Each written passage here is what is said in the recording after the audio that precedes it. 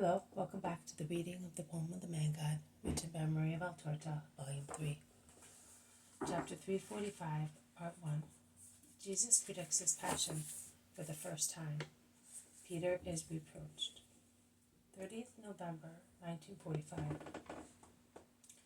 Jesus must have left the town of Caesarea Philippi at daybreak, because the town is now far behind, with its mountains. And Jesus is once again in the plain going towards Lake Merom, from where he will go to the lake of Gennesaret. His apostles are with him, together with all the disciples who were at Caesarea. But no one is surprised to see such a numerous caravan on the road, because there are many more caravans of Israelites or proselytes going to Jerusalem from all parts of the diaspora, as they wish to remain for some time in the holy city, to listen to the rabbis and breathe the air of the temple for a long time. They proceed quickly, but although the sun is already high in the sky, it is not troublesome. As springtime, sunshine gently warms new leaves, trees in blossom, and makes flowers open everywhere. The plain before the lake is like a flowery carpet, and the pilgrims looking at the hills surrounding it see them spotted with white, rosy, pink, or almost red blossoms of the various fruit trees, or on passing near the houses of farmers or forges on the roadside. They enjoy the sight of the first rose bushes full of flowers in gardens, along hedges, or against the walls of houses. Joanna's gardens must be all in flower, remarked Simon Zealot. Also the garden in Nazareth must look like a basket full of flowers. Mary is the sweet bee that passes from one rose bush to another, then to the jasmines, which will soon be blooming, to the lilies, which are already in bud, and she will pick a branch of the almond tree, as she is wont to do. Nay, she may pick a branch of the pear tree or of the pomegranate, to put it into the amphora in her little room. When we were young boys, every year we used to ask her, "Why do you always have a flowery branch there, and you do not put the early roses in it?" And she replied, "Because on those petals I can see an order written which came to me from God, and I smell the pure scent of celestial air." "Do you remember, Judas?" James of Alphaeus asks his brother. "Yes, I do, and I remember that when I grew up, I used to wait anxiously for springtime, so that I could see Mary walking in her garden, under her trees, the blossoms of which were like clouds, or among the bushes of the early roses. I never saw anything more beautiful than the eternal girl passing lightly among her flowers, while doves were flying around her."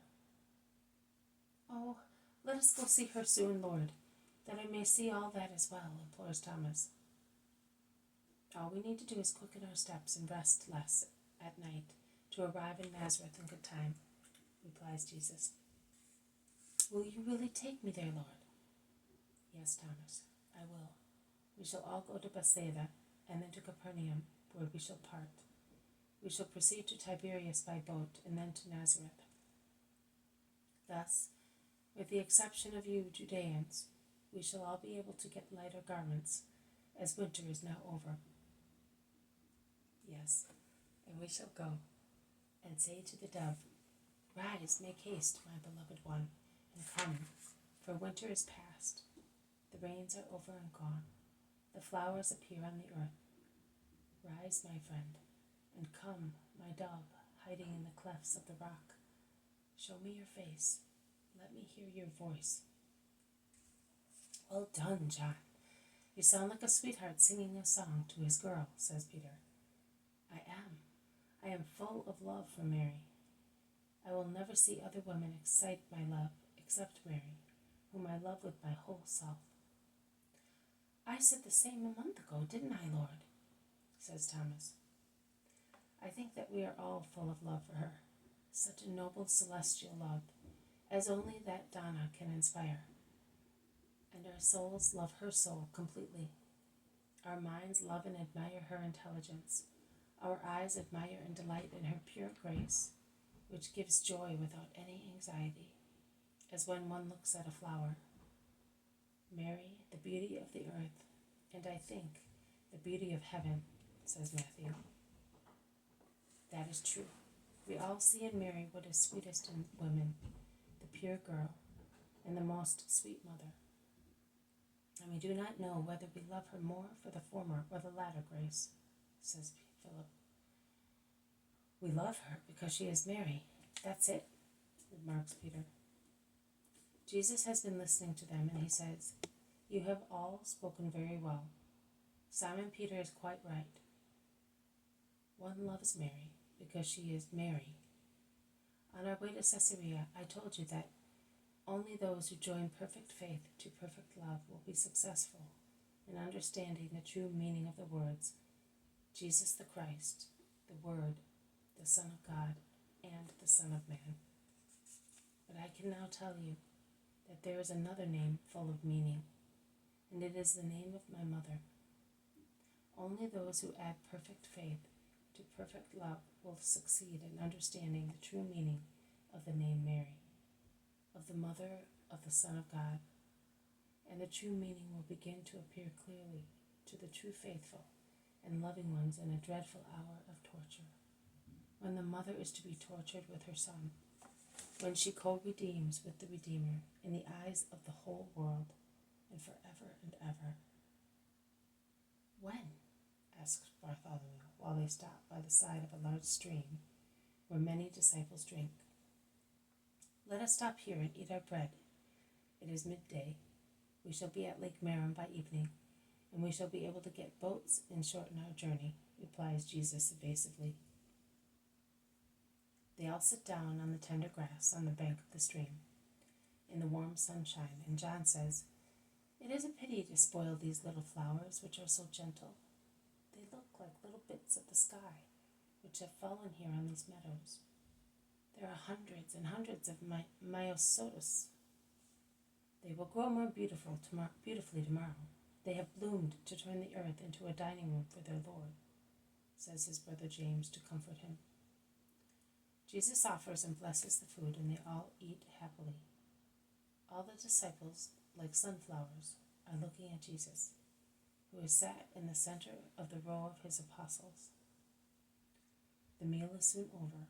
It was made tasty by serenity and pure water. As Jesus remains sitting, no one moves. The disciples move a little to come closer and hear what Jesus is saying to the apostles, who have asked him questions on what he said before about his mother. Yes, because it would be a great thing indeed to be my mother according to the flesh. You must consider that Anne of Elkanah is remembered as Samuel's mother, and he was only a prophet, and yet his mother is mentioned because she bore him. Thus, Mary would be remembered with the greatest praise for giving Jesus the Savior to the world. But it would be too little as compared with what God exacts from her, to fill the measure required for the redemption of the world. Mary will not disappoint God's desire. She has never disappointed him. She has given and will give herself completely, both with regard to requests of total love and to those of total sacrifice. And when she has accomplished the supreme sacrifice with me and for the world, then the true faithful and loving believers will understand the real meaning of her name. And forever in the future, each true faithful and loving believer will be granted to know it, the name of the great mother, of the holy nurse, who will nourish all the children of Christ with her tears, to bring them up for the life in heaven.